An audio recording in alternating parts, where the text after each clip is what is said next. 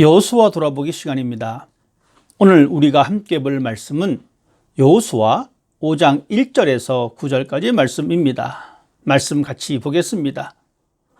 요단 서쪽의 아모리 사람의 모든 왕들과 해변의 가나안 사람의 모든 왕들이 여호와께서 요단물을 이스라엘 자손들 앞에서 말리시고 우리를 건너게 하셨음을 듣고 마음이 녹았고 이스라엘 자손들 때문에 정신을 잃었더라. 그때 여호와께서 여호수아에게 이르시되 너는 부싯돌로 칼을 만들어 이스라엘 자손들에게 다시 할례를 행하라 하시매 여호수아가 부싯돌로 칼을 만들어 할례산에서 이스라엘 자손들에게 할례를 행하니라.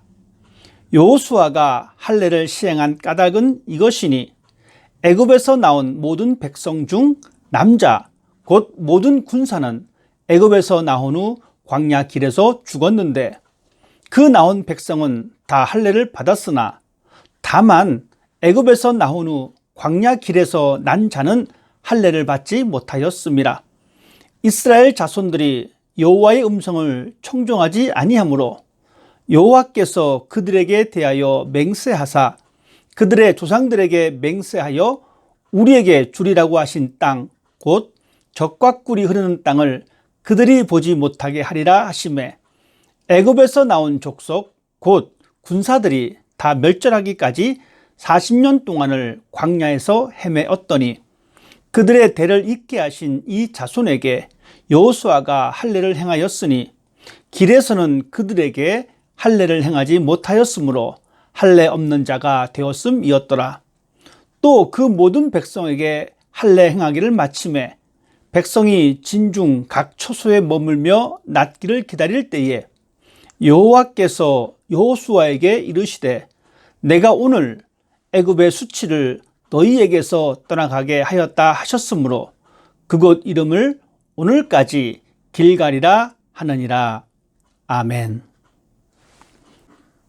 요단을 건넌 이스라엘 백성이 가나안에 들어가 가장 먼저 한 신앙의 행위는 할례를 행하는 것이었습니다. 이스라엘 백성들이 하나님의 능력으로 요단을 건넜습니다. 살아계신 하나님의 능력이 이스라엘을 인도하시고 있다는 사실에 가나안의 적들은 두려움에 빠졌습니다. 이미 상대방들은 사기가 떨어진 상태입니다. 두려워하기 때문에 공격만 하면 손쉽게 정복할 수 있는 아주 유리한 기회입니다.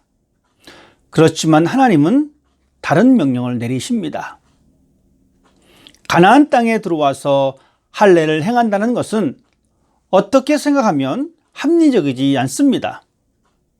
왜냐하면 할례를 행하면 남자들은 일주일을 고생을 합니다. 빨리 뛸 수도 없고 걸음걸이도 자연스럽지 못합니다. 더군다나 가나안에 들어와 전쟁을 치러야 할 상황입니다. 적들이 기습이라도 하면 그동안 40년의 세월이 물거품이 될 수도 있습니다. 그럼에도 불구하고 하나님은 왜 여호수아에게 할례를 행하라고 말씀하셨을까요? 과연 정복과 승리보다 더 중요한 것이 무엇일까요? 할례는 아브라함이 그의 아들 이삭에게 행하였던 의식입니다. 태어난 지 8일째 되는 날에 실시했습니다. 그리고 이 할례는 하나님께서 아브라함과 맺으신 언약의 상징입니다. 아브라함은 그 가정에 속한 모든 남자들에게 할례를 행했고 이 할례 의식을 통하여 하나님의 백성이라는 그 표식을 몸에 가지게 된 것입니다.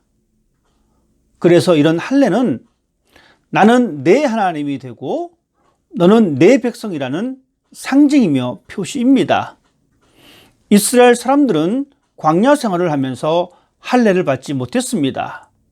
그래서 그들은 하나님의 백성임에도 불구하고 할례가 없는 사람이 되었습니다.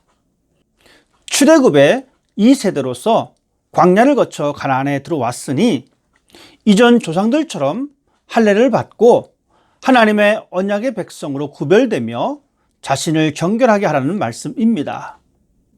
그래서 이제 할례를 행해서 하나님의 백성인 표식을 몸에 지니게 했습니다. 바로 하나님의 백성이라는 사실을 확인하는 것입니다. 하나님은 이스라엘 백성들의 안과 밖이 모두 정결하여서 하나님이 기뻐하시는 모습이 되기를 원하셨습니다. 이스라엘 사람들이 가나안을 정복하는 것도 필요한 과정이지만 단순하게 땅을 차지하는 것이 목적이 아닙니다. 상대방을 무너뜨리고 승리를 얻는 것보다 더 중요한 것이 있다는 것을 보여주고 있습니다. 그들의 최종 목적은 가나안을 정복하고 그곳에 하나님의 나라를 세우는 것입니다. 그리고 하나님은 이스라엘이 하나님의 백성의 표식을 그 몸에 지니고 살기를 원했습니다. 길갈에서 애굽의 잔재를 끊어버리기를 원하셨습니다. 이제 드디어 하나님의 약속의 땅에 들어가 그 음식을 먹고 가나안에서 살 자격을 갖추라고 말씀하고 있는 겁니다. 하나님께서는 이제 가나안의 삶을 시작하려는 사람들에게 외적으로 그리고 내적으로 변화된 것을 보여줄 것을 요구하고 있습니다. 하나님은 가나안을 주시겠다고 약속하셨습니다. 굳이 전쟁을 하지 않아도 충분히 얻을 수 있습니다. 그래서 하나님은 전쟁 이전에 할례를 행하라고 하신 것입니다. 즉 어떤 사람이 되어야 하는가를 말씀하고 있는 겁니다. 무엇을 얻었느냐가 중요한 것이 아닙니다. 무엇을 했느냐가 우선시 되는 것도 아닙니다. 대신에 어떤 사람이 되었는가 하는 문제가 하나님 앞에서 가장 중요한 요소입니다. 우리는 무엇인가를 얻는 것에 관심이 많습니다. 내가 어떤 일들을 이루어냈는가 하는 것에 관심이 많습니다. 그래서 우리는 소유에 집착하기도 하고 자신의 업적과 명예에 우선순위를 두는 경향이 있습니다. 물론 우리의 삶에 필요한 부분들입니다. 그렇지만 우리가 더 중요하게 생각해야 할 것은 바로 내가 어떤 사람이냐 하는 그것입니다. 내가 하나님의 사람인가 라고 하는 것이 정말 중요한 문제입니다. 그렇기 때문에 우리 주님도 먼저 그의 나라와 그의 의를 구하라고 말씀하셨습니다. 우리의 삶에서 또한 교회에서 어떤 일을 하기보다는 어떤 사람이 되어야 하는가 하는 것이 우리의 신앙의 첫 발걸음입니다. 하나님은 하나님의 일을 구별된 사람을 통해서 역사하십니다. 가나안에 하나님의 나라를 세우시는 거룩한 일에 하나님께서는 할례를 받아 구별된 사람을 쓰기를 원하십니다. 지금 우리가 그리스도의 피로 하나님의 자녀가 되었음을 고백하는 것이 바로 그리스도의 할례를 받은 사람의 모습입니다. 이제부터는 세상과 육체의 지배를 받는 것이 아니라 그리스도의 지배 아래 살겠다라는 다짐이 바로 영적인 할례를 받은 사람의 특징입니다. 하나님께서는 그런 사람을 하나님의 도구로 사용하십니다.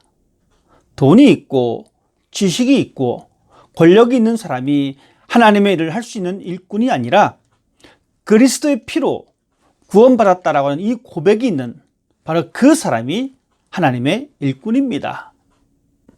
우리를 향해서도 하나님은 동일한 뜻을 가지고 계십니다. 하나님은 우리도 이 세상에서 가나안을 정복하려면 먼저 하나님 사람답게 구별하기를 원하십니다. 가나안 땅이 우선이 아니고 구별된 사람이 우선입니다.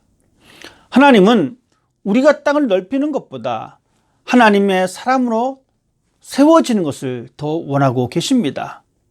우리 모두가 마음의 할례를 받고 오직 하나님의 자녀됨을 드러내는 것이 우리가 할 수 있는 가장 아름다운 일의 시작입니다.